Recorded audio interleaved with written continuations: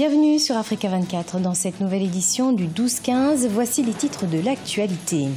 Ouverture ce vendredi 30 mars du congrès extraordinaire de l'Union pour la démocratie et le progrès social, congrès dans lequel sera nommé ce samedi 31 mars le successeur d'Étienne Tshisekedi à la tête de l'UDPS. Près de 3500 Ghanéens ont manifesté ce mercredi 28 mars contre l'accord militaire conclu entre le Ghana et les États-Unis, accord qui donne un accès sans limite à l'armée américaine sur le sol ghanéen. Et puis au Zimbabwe, la crise au sein de l'éducation persiste. Les enseignants dénoncent de mauvaises conditions de travail et l'insuffisance des salaires.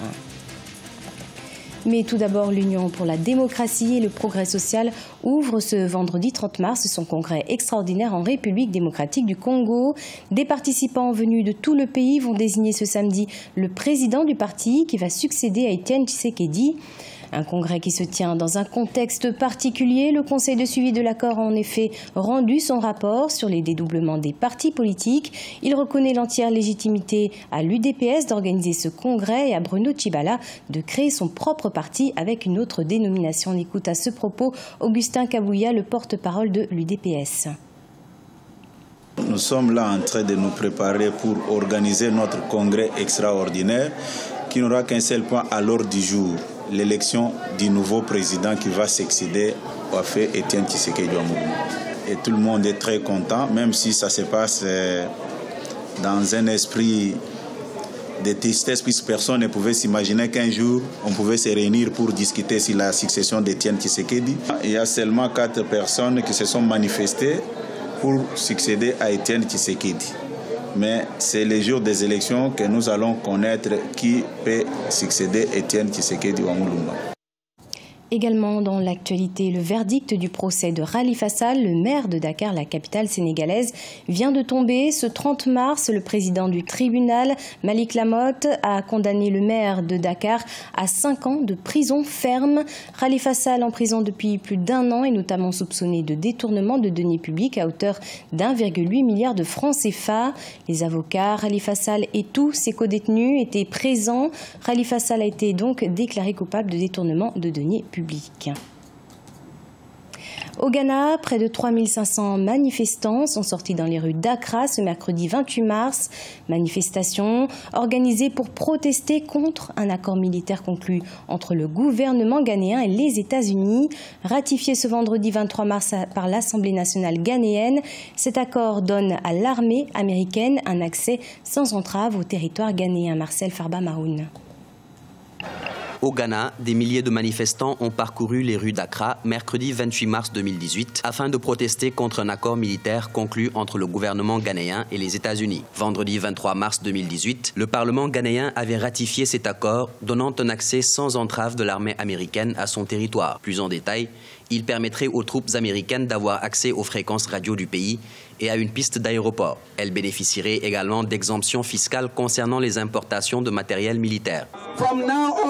À partir de maintenant, jusqu'au moment où le président Nana Akufo-Addo se rendra compte que notre indépendance n'est pas à vendre, nous serons dans la rue jusqu'à ce que ce rêve se réalise.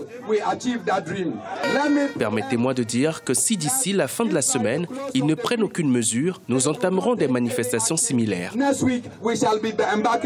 Les États-Unis ont investi pas moins de 20 millions de dollars dans la formation et l'équipement de l'armée ghanéenne. Mais selon l'administration américaine, il existe des limites de l'autorité accordée aux troupes américaines en vertu de l'accord. D'après l'ambassadeur américain à Accra, Robert Jackson, l'accord en question ne donne pas carte blanche aux États-Unis pour entrer et agir sans restriction au Ghana.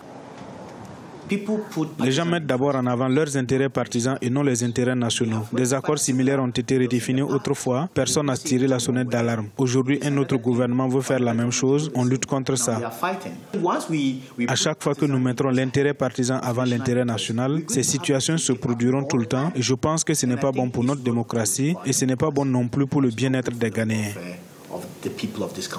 On dénombre environ 7200 Américains du département de la Défense, y compris des soldats présents en Afrique. Plus de la moitié de ces derniers sont au camp Le Monnier à Djibouti, le reste du personnel étant dispersé dans 32 autres endroits. En octobre 2017, 4 tireurs d'élite américains ont été tués au Niger aux côtés des troupes locales dans une embuscade islamiste.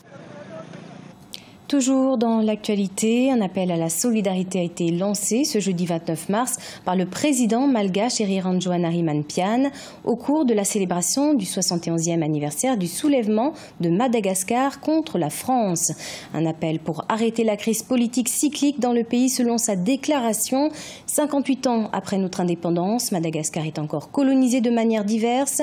Les richesses naturelles de Madagascar sont encore exploitées illicitement, a déclaré le président. Le ministre de la Défense a par ailleurs interpellé les politiciens à arrêter la provocation verbale ou à travers les médias. Au Zimbabwe, manifestation des enseignants ce 27 mars. Ces professionnels de l'éducation dénoncent en effet de bas salaires et leurs mauvaises conditions de travail. De son côté, le gouvernement lutte pour relancer une économie en déclin depuis les années 2000. On fait le point avec Solène Duplessis. La crise du secteur de l'éducation persiste au Zimbabwe. Les enseignants des établissements publics et les syndicats ont manifesté ce mardi 27 mars. Ils dénoncent les mauvaises conditions de travail et des salaires qui seraient insuffisants pour subvenir à leurs besoins. Depuis 2008, les grèves fréquentes des enseignants menacent le fonctionnement des écoles du pays, affectant ainsi le niveau de l'éducation au Zimbabwe. Dans les années 90, les conditions de travail étaient tout simplement bonnes. Vous pouviez acheter une armoire, un lit, des meubles avec un salaire d'un seul mois. Vous pouviez acheter tout ce dont vous aviez besoin. Tout cela s'est détérioré. Cela fait 10 ans que je n'ai pas pris de congé et on s'attend à ce que je fasse quelque chose d'exceptionnel. Ce n'est pas possible. Depuis, nous avons demandé au gouvernement des jours de congé, une augmentation des salaires et de meilleures conditions de travail. Les enseignants, qui constituent la majeure partie des fonctionnaires du Zimbabwe, avaient été confrontés au non-paiement de leur salaire en juin 2016. Une situation qui avait entraîné de vives tensions sociales dans le pays, qui traverse depuis le début des années 2000 une profonde crise économique. Le président Emmerson Mnangagwa, qui a succédé à Robert Mugabe en novembre 2017, avait annoncé des réformes économiques afin d'attirer les investissements étrangers et ainsi relancer l'économie du pays. Nous venons tout simplement dire au gouvernement actuel, s'il vous plaît, monsieur Mnangagwa, écoutez-nous, nous avons nos problèmes, nous sommes des travailleurs patriotiques du Zimbabwe. Mais malgré ça, s'ils ne respectent pas ce que nous revendiquons, c'est évident que nous ferons ce qu'ils redoutent. Je vois déjà beaucoup d'employés faire grève. Lors de la grève des enseignants en 2009, l'UNICEF avait évoqué un désastre national. Seuls 20% des élèves avaient pu effectuer leur rentrée scolaire en janvier 2009 et la plupart des écoles étaient restées fermées dans les zones rurales du Zimbabwe, autrefois modèle de réussite dans le domaine scolaire. Le sport à présent avec un nouveau système de jeu dans le football testé par le sélectionneur national Aliou Cissé. Ce système utilisé au cours des matchs amicaux contre l'Ouzbékistan et la Bosnie suscite des avis contradictoires. En effet, pour certains observateurs, il aurait été plus judicieux de conforter les acquis en peaufinant le jeu des Lions à 2 mois du mondial 2018. El Hadji Ndiaye. 2 matchs, 2 nuls, un but marqué et un but encaissé. C'est le bilan de la première phase de préparation de l'équipe nationale du Sénégal en vue de la prochaine Coupe du Monde. Aliou Cissé, l'entraîneur des Lions de la Teranga, durant ces 2 matchs, a essayé de mettre en place un nouveau système de jeu, le 3-5-2. Beaucoup critiqué, mais pour lui, le plus important, c'était d'abord de tester sa défense avec de nouveaux joueurs, puisque son axe central a été totalement dégarni avec l'absence de Kara Mbodj. Donc il fallait tester entre Kara entre Koulibaly et Djilabodji. Également tester les nouveaux joueurs appelés sur les côtés. Donc ça a fait beaucoup de changements. Ensuite, il ne faut pas oublier qu'également il y a eu des blessés. On peut dire que le milieu de terrain a été dégarni avec les absences de Gana Gueye et de Cheikhou Kouyaté. Donc il a été obligé de rejouer avec d'autres joueurs qui n'avaient pas l'habitude d'être titulaires.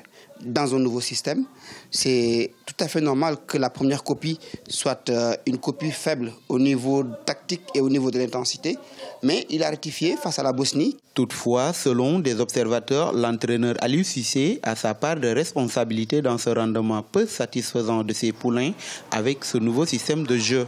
C'est un problème de système. Quel système Aliou Cissé a-t-il utilisé? Donc il a fait un 3-5-2, donc qui favorise donc une défense à outrance. Un milieu de terrain, effectivement, un milieu de terrain très fourni. Mais la question qu'on se pose maintenant, c'est est-ce que c'est un moment de test ou c'est un moment de confirmation? Il faut confirmer ou il faut tester. On est à 2 mois pile, normalement, des échéances de la Coupe du Monde. Pour moi, ça, c'est le côté professionnel là, de vouloir critiquer le système d'Aliou Cissé. Parce que son classement, peut-être, ça importe que peut-être il a autre chose. Il a une chose à nous donner pendant la Coupe du Monde. C'est pourquoi il épargne son jeu, d'abord, pour moi. Parce que 3-5-2, c'est rare de voir ce classement dans le football en général. Le système, on en parle. Moi, je pense que s'il ne laissait pas le système en match de préparation, comment va-t-il pouvoir jouer en match de compétition? On sait que le Sénégal joue bien en 4-4-2, que le Sénégal joue bien en 4-3-3. C'est un acquis, donc il faut tester avant la compétition de nouveaux systèmes afin de permettre aux joueurs de pouvoir s'épanouir. Le Sénégal qualifié pour le Mondial 2018 en Russie devra se frotter à la Pologne, au Japon et à la Colombie en phase de poule. L'équipe a encore 3 rencontres de préparation, le 31 mai face au Luxembourg, le 8 juin face à la Croatie et le 11 juin contre la Corée du Sud. C'est la fin de ce journal, merci de l'avoir suivi. Dans un instant, une nouvelle édition de l'information sur Africa 24.